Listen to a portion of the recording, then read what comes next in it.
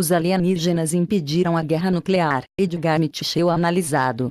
3 de maio, 2019. Será que os alienígenas impediram a guerra nuclear em nosso planeta?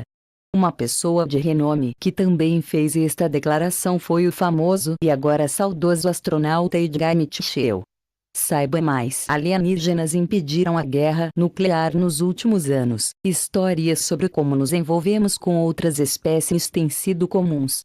De Anunnakis há várias histórias sobre os nórdicos do espaço que as pessoas falam regularmente. Ouvimos quase todo tipo de história alienígena possível. Outros até mesmo dizem que somos governados por reptilianos. No entanto, uma história que tem sido comentada por muito tempo foi a suposta interrupção de um lançamento de mísseis nucleares durante a Era de Guerra Fria. Quando as relações soviéticas e norte-americanas atingiram o nível mais baixo de todos os tempos, parecia que o mundo poderia estar caminhando para o tipo de guerra da qual nunca mais poderia retornar. No entanto, de acordo com vários vídeos, fontes e especulações ao longo dos anos, isso não foi impedido pela diplomacia de alto nível e pelo bom senso, mas sim por uma espécie alienígena. Não temos dúvidas de que nem todos os vídeos do YouTube do evento são confiáveis, mas haveria realmente uma fonte verificável. Até recentemente, isso foi feito com muita desconfiança. Embora seja bom acreditar que isso tenha acontecido, a falta de provas tornou o fato mais esperançoso do que autêntico. Isso foi, é claro, até que o astronauta da Apollo 14, Edgar Mitchell, abriu a boca. Mitchell, que infelizmente faleceu em 4 de fevereiro de 2016, com 85 anos, falou em agosto de 2015 sobre sua crença de que terceiros nos salvaram de nos obliterarmos na guerra nuclear. No meio de todos os especialistas e nomes lá fora, Mitchell é um dos mais altos e confiáveis a colocar peso por trás dessa teoria. Falando ao Huffington Post no Reino Unido, Mitchell disse que o White Sands, Estados Unidos, era um campo de testes para armas atômicas, e é nisso que os extraterrestres estavam interessados. Eles queriam saber sobre nossas capacidades militares. Minha própria experiência conversando com as pessoas deixou claro que os ETS estavam tentando nos impedir de ir à guerra e queriam ajudar a criar a paz na Terra. Edgar Mitchell. Então, há alguma verdade nisso? O Mitchell dizia que tem algum peso real por trás disso? Ou seria um suspiro de despedida de um especialista que só queria lançar uma pequena granada na discussão? Vamos dar uma olhada em todas as informações disponíveis para nos ajudar a discernir se isso pode ou não ter alguma viabilidade. Embora entender essas coisas geralmente seja um desafio, tentamos dividi-las da maneira mais lógica possível, usando todas as informações coletadas. Não acredite apenas em nós, no entanto. Confira todas as informações fornecidas por si mesmo /a. O histórico de Edgar Mitchell é um nome de alguma reputação quando se trata do mundo de outras espécies e até mesmo quando se trata de conspirações. Afinal, ele trabalhou com a NASA na missão Apollo 14. Ele foi apenas o 6º homem a andar na Lua. Mitchell nasceu em 17 de setembro de 1930 em Hereford, Texas. De lá, ele se mudou durante a Era da Depressão para Artesia, Novo México, com sua família de fazendeiros. Graduou-se no Artesia High em 1948 e depois recebeu um BOS em Gestão Industrial pelo Carnegie Institute of Tech em 1952. Após passagens na Marinha dos Estados Unidos, Mitchell passou por um BOS em Engenharia Aeronáutica e um dos em Aeronáutica e Astronáutica no Massachusetts Institute of Technology. Em 1964, ele era um especialista extremamente experiente e bem treinado. No entanto, o seu desenvolvimento e crescimento estava longe de ser atingido ainda. Eventualmente, ele passou um tempo trabalhando com aviação enquanto trabalhava como oficial de baixo escalão na Marinha, em Rhode Island. Terminando seu treinamento de voo em meados dos anos 50, ele acumulou mais de 5.000 horas de voo. Foi essa experiência e o desenvolvimento que ajudou Mitchell a se tornar tão famoso, quando finalmente se juntou à NASA. Selecionado para ser astronauta em 1966, ele deixou a Marinha para ir para a NASA e foi treinado como piloto de módulo lunar para a Apollo 10. Ele então serviu como piloto do milímetros para a Apollo 14, pousando no módulo lunar conhecido como Antares Inframauro. Juntamente com Alan Shepard, eles lançaram experimentos lunares na superfície com quase 100 quilos de amostras lunares coletadas para serem levadas de volta à Terra.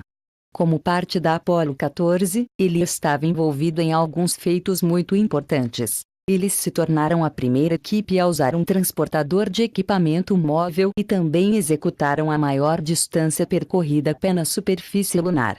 Entre outros talentos, Mitchell registrou mais de 200 horas de tempo no espaço e foi especificamente designado para servir como backup para a Apollo 16.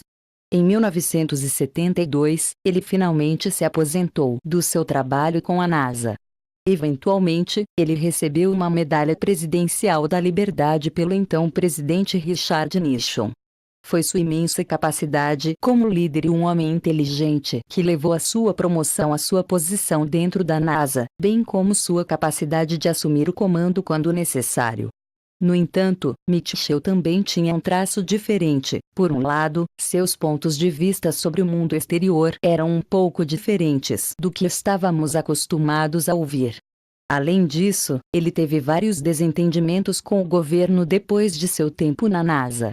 Por exemplo, descobriu-se que ele estava vendendo uma câmera usada no Apollo 14 em um leilão, o que não deixou o governo dos Estados Unidos particularmente feliz. Bonhams, o leiloeiro, removeu o item da lista e isso causou um pouco de atrito. Isso levou à promulgação do HR 4158 pelo Congresso, o que significa que todas as propriedades da missão espacial Apollo, Mercúrio e Gemini eram agora plena e oficialmente pertencente ao governo. Esse traço único e essa maneira bastante interessante de ir além do óbvio governamental provocou um pouco de interesse em sua personalidade e em sua vida fora das missões da NASA. Dado seu amor por interesses bastante singulares, atividade paranormal, por exemplo, Mitchell logo se tornou uma voz bastante significativa para os teóricos da conspiração e para aqueles que queriam acreditar em algo diferente do que nos diziam. Crenças únicas. Uma das partes mais interessantes da mentalidade de Mitchell, no entanto, era sua abordagem de mente aberta a respeito do outro mundo. Por exemplo, ele tinha a mente aberta e bastante positiva sobre a possibilidade de coisas como a cura remota. De fato, Mitchell afirmou ter trabalhado com alguém de Vancouver, um curandeiro remoto conhecido apenas como Adam Driemeller. Supostamente sofrendo de câncer renal, ele trabalhou com o curandeiro remoto e teve toda a doença removida de seu corpo entre 03 de dezembro e 04 de junho. Tendo passado por um ultrassom e uma ressonância magnética, descobriu-se que muitos dos seus problemas foram consistentes com a existência do câncer. No entanto, a irregularidade foi embora, e nós não a vemos desde então, de acordo com Mitchell antes de sua morte. Foi essa abordagem de mente aberta para o resto do mundo que não só atraiu considerável atenção na direção de Mitchell, como também fez sua opinião parecer um pouco mais confiável. Enquanto outros astronautas aderiram ao roteiro dado, Mitchell não teve nenhum problema em apresentar sua própria versão do que ele acreditava estar ocorrendo em torno de nós em todos os momentos. De fato, suas opiniões sobre coisas como governança eram igualmente interessantes. Como um dos primeiros e proeminentes defensores de uma Assembleia Parlamentar Nacional das Nações Unidas, mais ou menos um governo mundial, ele era uma figura proeminente para promover esse ideal global. Isso combina bem com sua visão mais singular do mundo como um todo e se encaixa perfeitamente em sua crença em outras espécies. Foi seu compromisso e desejo de ver a mudança que fez dele um crítico tão conhecido do mundo moderno. Antes de sua morte, muitos de seus pontos de vista foram vistos pelos defensores de teorias alternativas como prova sólida de que não estamos sendo informados de tudo o que deveríamos estar sendo. Mitchell e os OVNIs. Uma das partes mais marcantes de sua vida pós-NASA, no entanto, foi o amor e o compromisso de deixar o mundo saber o que ele achava estar realmente por aí. Mitchell expressou publicamente sua crença em alienígenas e outras formas de vida muitas vezes, afirmando que estava 90% certo de que muitos dos milhares de objetos voadores não identificados, ou OVNIs, registrados desde a década de 1940, pertencem a visitantes de outros planetas. De fato, ele mesmo afirmou em uma entrevista de abril de 1996 na Dateline NBC que ele tinha falado com funcionários de 3 países que alegaram ter tido experiências pessoais com outras formas de vida. Foi essa abordagem aberta e brutalmente honesta de discutir sobre extraterrestres e outras formas de vida que rapidamente tornou o nome de Mitchell conhecido junto àqueles envolvidos com a descoberta e o aprendizado de OVNIs. Mais interessante, porém, era sua abordagem de que havia muitos acobertamentos acontecendo. Ele até alegou que o governo dos Estados Unidos tinha sido fornecido com segredos de engenharia sonora que tinham sido usados para promover a nação tecnologicamente. Como você pode ver, Mitchell não era do tipo que gostava de seguir as regras. Na verdade, ele até escreveu um livro sobre isso chamado The Way of the Explorer, o caminho do explorador, que examinou mais profundamente como ele descobriu tantas informações sobre o espaço e as possíveis maravilhas que nos esperam lá fora. Se você deseja saber mais sobre sua experiência pessoal, recomendamos que você obtenha uma cópia do livro dele em algum lugar. No entanto, a história de Mitchell e OVNIs é muito diferente do que as pessoas podem esperar. Em 2004, ele afirmou que os Estados Unidos estavam em um estágio recebendo bastante assistência de formas de vida alienígenas. No entanto, ele também afirmou, ao conversar com o St. Petersburg Times, que uma equipe de pessoas dentro do governo dos Estados Unidos estava envolvida em estudar os corpos de alienígenas recuperados, e que esses grupos específicos pararam de fornecer atualizações e informações a qualquer presidente dos Estados Unidos depois que John F. Kennedy foi assassinado. Isso tudo soa um pouco louco agora. Pode apostar.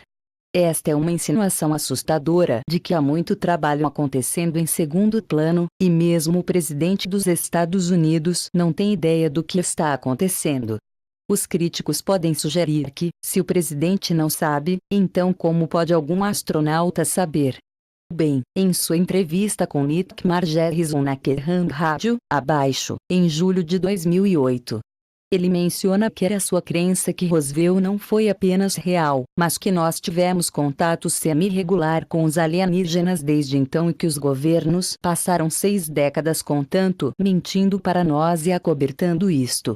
Ele afirmou: eu tenho tido o privilégio de saber do fato de que fomos visitados neste planeta, e o fenômeno OVNI é real. Embora a NASA tenha divulgado uma declaração típica rejeitando isso e alegando que eles não compartilham suas opiniões sobre o assunto, Mitchell sempre foi bastante sólido desde o primeiro dia sobre suas crenças. Em 2008, ele lançou um contra-ataque na declaração da NASA ao falar com a Fox News no mesmo mês.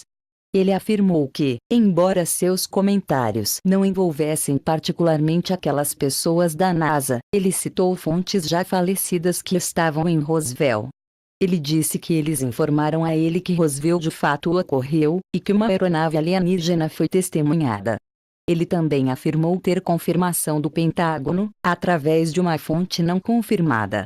Embora as pessoas podem estar frustradas com a natureza críptica do que ele afirmou, simplesmente sair e nomear fontes só faria 3 coisas. Daria-lhe um desafio legal para enfrentar, o qual ele provavelmente teria perdido. Teria que lidar com as declarações dessas pessoas, condenando completamente suas visões/declarações. Limitar a sua credibilidade e o escopo que ele poderia realizar. É difícil dar declarações sobre acobertamentos, porque ninguém nunca vai ficar do lado da pessoa que faz as acusações.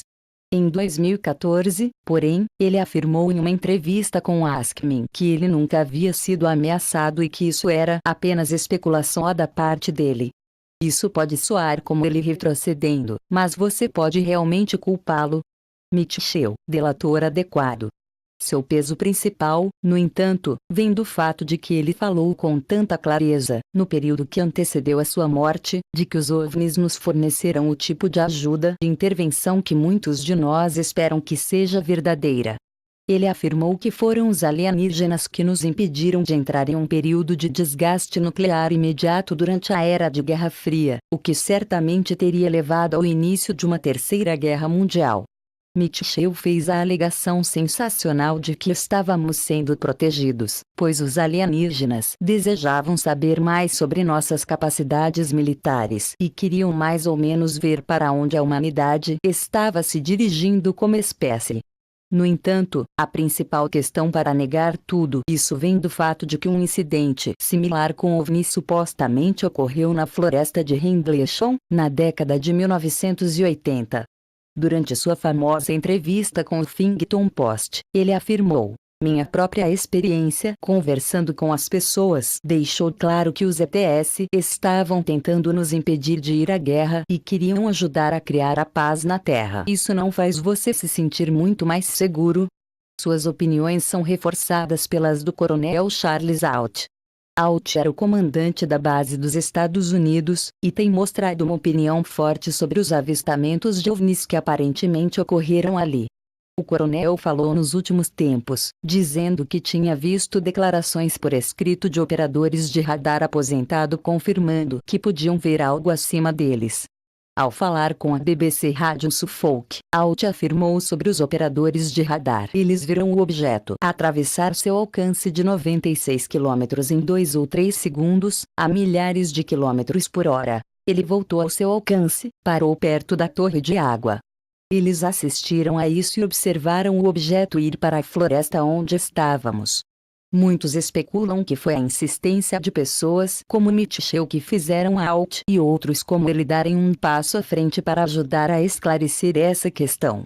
Na mesma entrevista com o Post, Mitchell afirma que as experiências de Alt não são exatamente únicas, e muitas outras pessoas passaram pelo mesmo processo no passado.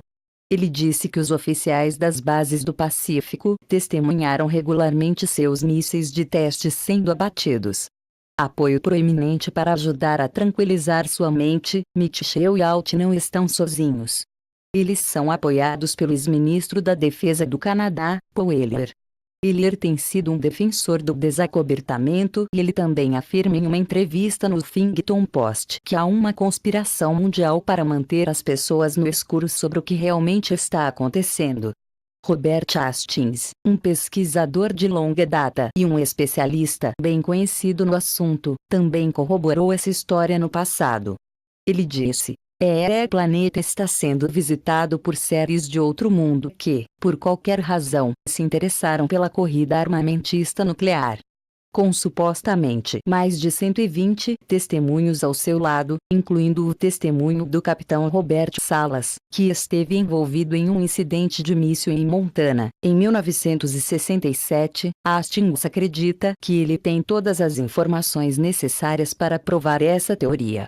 Pode soar maluco para nós, mas as pessoas que estão discutindo isso aqui não são apenas celebridades do YouTube. São pessoas que faziam parte do sistema. Isso faz com que isto se torne um pouco mais crível aos nossos olhos. Não temos que acreditar 100%, mas uma coisa é certa: raramente há tanta fumaça sem a presença de fogo.